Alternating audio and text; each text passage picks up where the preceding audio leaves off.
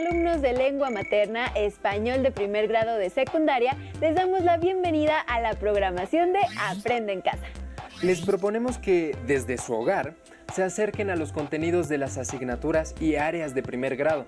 Y les sugerimos que preparen un cuaderno o una hoja de papel y un lápiz o pluma para que realicen sus anotaciones, preguntas y actividades, y que también preparen su carpeta de experiencias para que en ella incorporen las respuestas de las preguntas que les haremos al final de la sesión.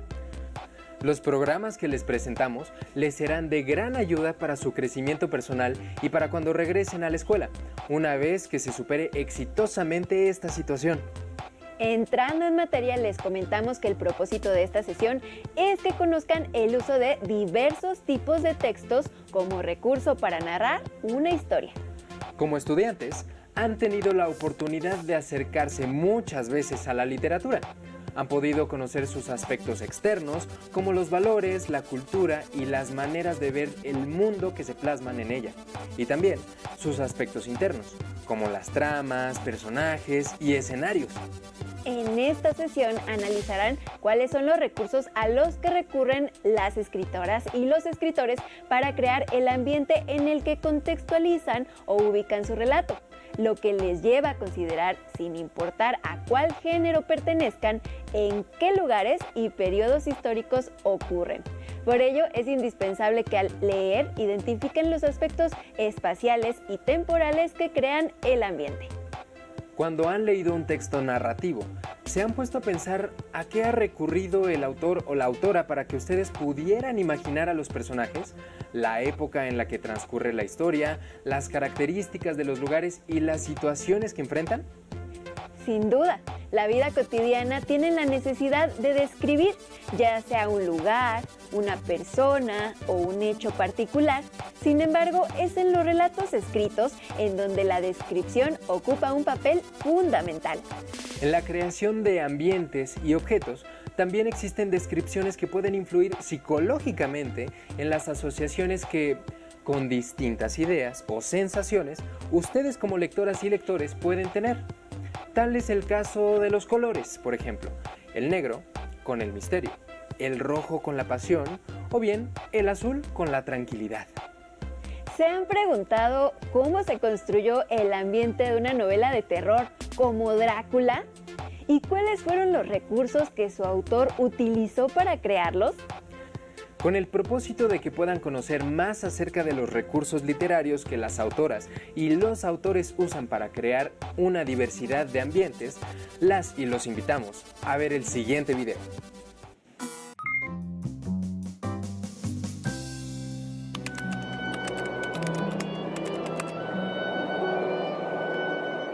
En los bosques, casi siempre. En los cuentos, en los bosques, en las películas. ¿Qué lugares? Pues yo creo que nada más en los sueños, ¿no? Y en tu imaginación. En flores, castillos.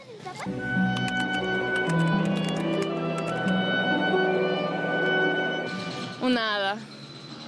No sé, un duende. No sé, a lo mejor un príncipe. Ariel. ¿Por qué Ariel? Porque me gustaría ser una sirena.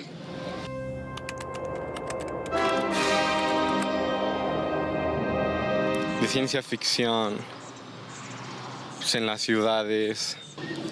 Y en cualquier lugar, casi siempre en otros planetas o así. Pues en las películas, ¿no? En la cabeza de los productores de Hollywood. En el espacio, en el centro de la Tierra.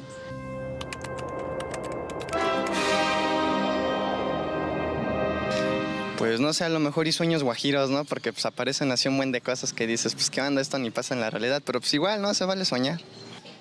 Como que de emoción, aventura, suspenso, eso.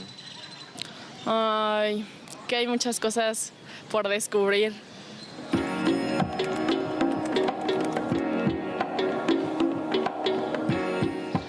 En ciudades grandes, metrópolis, no sé, como Nueva York, Tokio, ¿no? Así. En las ciudades, en las metrópolis. Pues en ciudades con muchos problemas, como aquí el distrito y todo eso.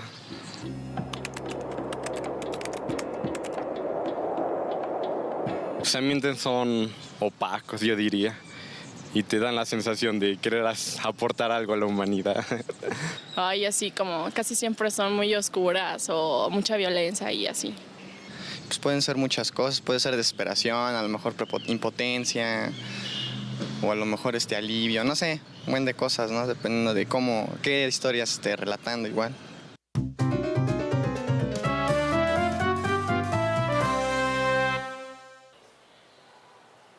Estamos en compañía del doctor Vicente Quirarte, quien nos orientará sobre cómo se construye el ambiente de un relato de terror. ¿Cómo defines el ambiente físico y psicológico de la novela Drácula? Al contrario de la novela gótica tradicional, lo que hace Stoker es situar sus situaciones y sus personajes en el momento en que el lector está enfrentando el texto. Es decir, que él nos sitúa, bueno, si bien la novela comienza en los Cárpatos, después se traslada a Londres y todo ocurre en lugares y en fechas, en restaurantes, en oficinas de abogados, en hospitales, que son familiares a un lector de ese momento. Ese es el gran secreto de Drácula y que me parecería un elemento fundamental para construir cualquier relato de terror. ¿Qué es lo que hace tan memorable, entre otras cosas, la novela Aura de Carlos Fuentes? El hecho de que la sitúe en la casa de Donceles.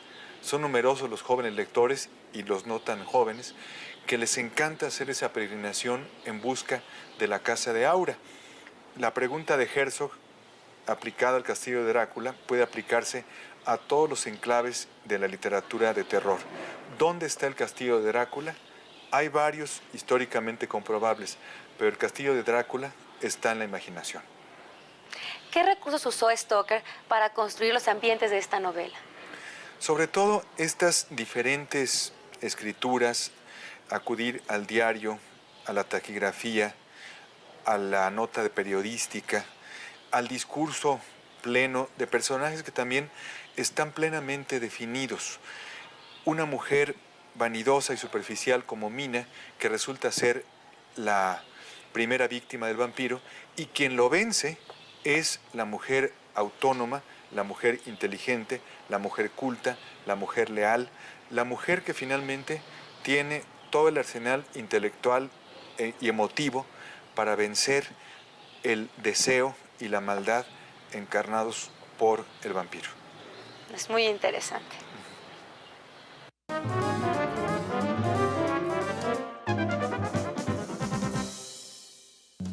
En la vida cotidiana, muchas veces tenemos la necesidad de hacer la descripción de una persona, un lugar o una situación particular. El sospechoso es un hombre de complexión mediana, de aproximadamente 40 años de edad, con cara redonda y medio calvo, cejas semipobladas y arqueadas. Su piel es morena clara, con ojos medianos y de color oscuro, y tiene bigote. Mide aproximadamente 1,70 m de estatura y un peso aproximado de 75 kilos. Ella es muy alegre y simpática. Tiene unos ojos enormes, los más grandes y bonitos que he visto. Tiene una linda sonrisa y una hermosa cabellera negra. Las descripciones son parte fundamental de un relato escrito. Algunos autores hacen uso de descripciones detalladas para caracterizar los objetos, las texturas, las formas, los colores, la vegetación, incluso la hora del día. Otros escritores solo mencionan los elementos mínimos para causar en sus lectores un efecto determinado. Por ejemplo, una habitación vieja y oscura, rechinidos de puertas y telarañas pueden bastar para crear un ambiente misterioso e inquietante.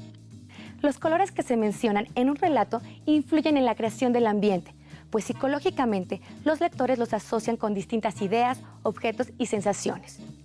Observen los siguientes colores y pongan atención en las sensaciones que les causan. Ahora, mientras observan, escuchen estas composiciones musicales.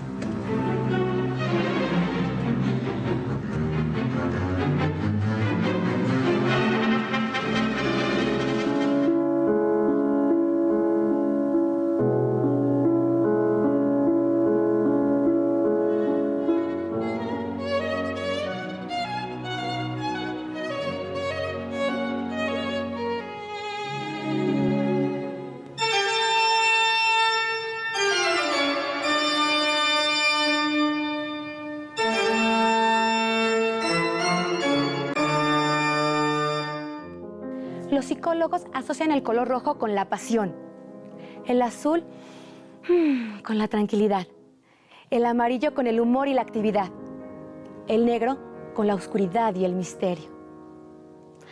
Para describir la luz, los colores y los sonidos en un relato, podríamos usar nuestra imaginación y narrar qué ocurre debajo de un cielo rojo.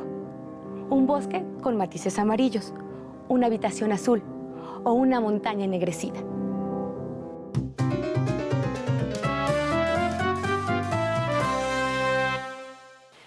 Hemos hablado de las descripciones y cómo permiten construir el ambiente de un relato. Doctor, ¿podrías explicarnos qué es la narración indirecta y cómo se usa este recurso? Bueno, como dijimos antes, la voz del vampiro en la novela Drácula es articulada en muy pocas páginas. Como lo ha hecho Leonard Woolf con gran paciencia, el gran estudioso de Drácula, solo en un pequeño porcentaje de las 400 páginas de la edición original habla el vampiro. Lo más interesante es cómo a través de la narración indirecta, Stoker logra hablar del horror sin nombrarlo. Como decía Stéphane Mallarmé, el secreto de la literatura y el secreto de todo arte consiste no en nombrar la cosa, sino el efecto que produce.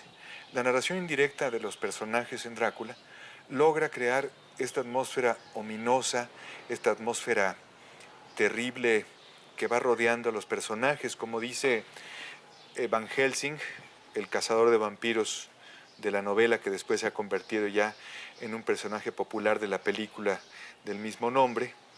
Hay que cruzar las aguas amargas para llegar a las aguas claras. ¿Cómo logran los personajes atravesar este bosque oscuro, esta amenaza latente de la maldad que es el vampiro? Curiosamente a través de la escritura de los diarios de Mina Harker, a través del diario de Jonathan Harker, a través de la lectura que Van Helsing hace de los tratados que existen sobre vampiros, a través de las antiguas supersticiones de Rumania y de Hungría. Todo este estilo indirecto va armando paulatinamente la trama y va armando también los resortes que van tensando el arco de la narración. Uno está acostumbrado en las películas a ver que la estaca de madera termina con el vampiro.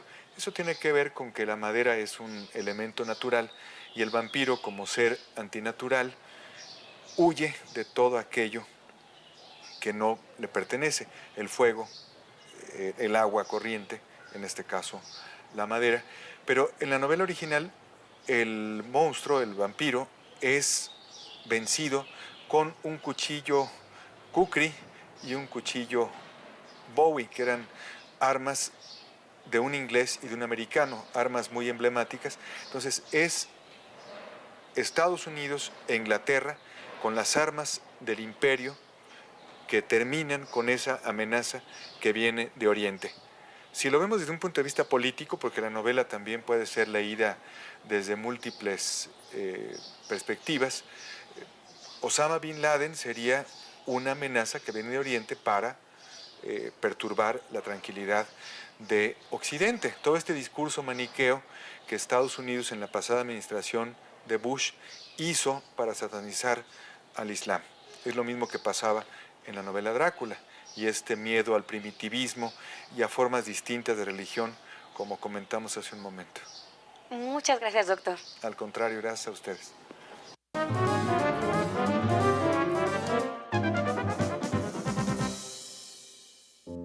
Distinguida señorita, escribo a ruegos del señor Jonathan Harker, quien no se encuentra bastante fuerte para hacerlo en persona, aunque su salud mejora. Hace casi 6 semanas se encuentra bajo nuestros cuidados, convaleciente de una violenta encefalitis. Llegó desde Klausenburg y necesitará unas semanas de descanso en nuestro sanatorio de la montaña. Me habla mucho de usted y dice que pronto será su esposa. Les deseo toda la felicidad del mundo. Ha sufrido una impresión horrible. según afirma nuestro doctor, y en sus delirios decía cosas espantosas. Hablaba de lobos, de venenos y de sangre, de espectros y demonios y cosas que no me atrevo a mencionar. Habrá de tener usted cuidado al hablar con él. Debíamos haber escrito hace tiempo, pero no sabíamos nada de sus familiares y no llevaba encima ningún documento que pudiera orientarnos. Tenga la seguridad de que está bien atendido, pero cuide de él. Tienen ustedes por delante muchos, pero muchos días de felicidad. Hemos terminado por el día de hoy. Los invito a retomar las ideas que nuestro especialista nos dio y aplicarlas en nuestros relatos. Hasta pronto. Como pudieron darse cuenta, a través del uso de la narración indirecta, es posible que hablen de algo sin nombrarlo.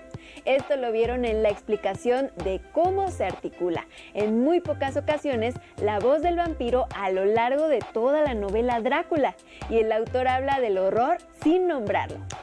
Recuerden que en las novelas pueden encontrar diferentes tipos de narradores que transmiten una historia.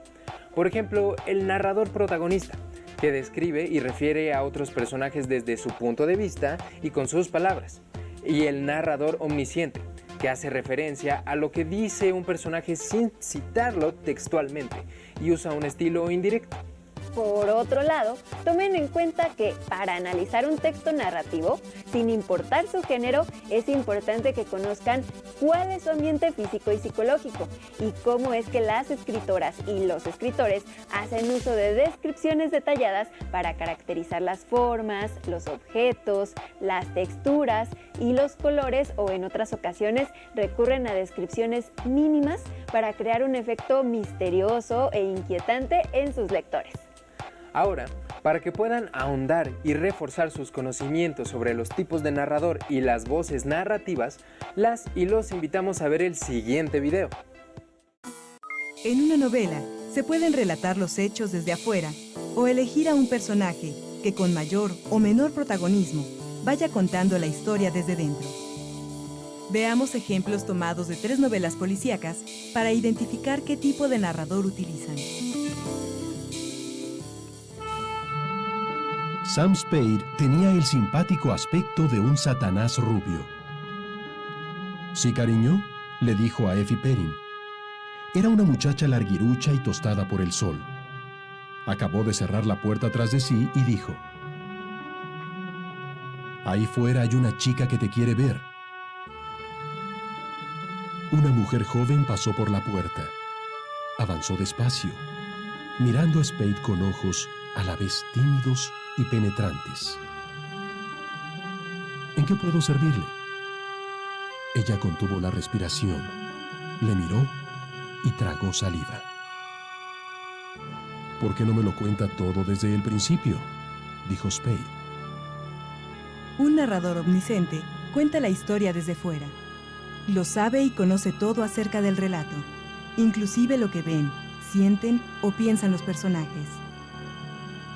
Utiliza la voz narrativa en la tercera persona gramatical: él, ella, ellos, ellas.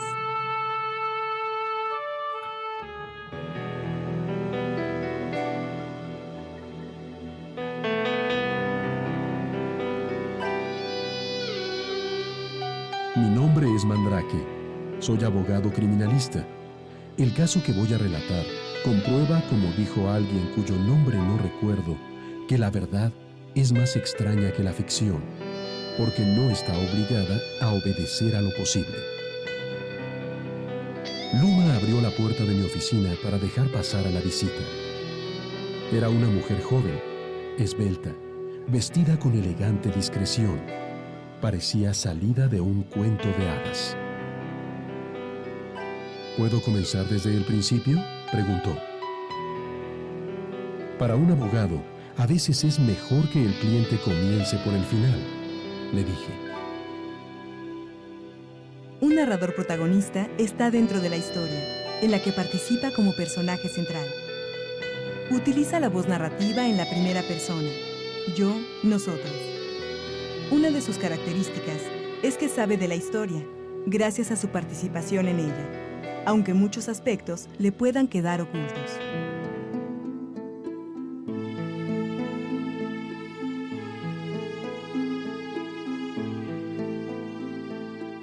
Nuestra patrona entró con una tarjeta que entregó a Holmes. Miss Mary Morstan leyó en la tarjeta: «Diga a esta señorita que pase».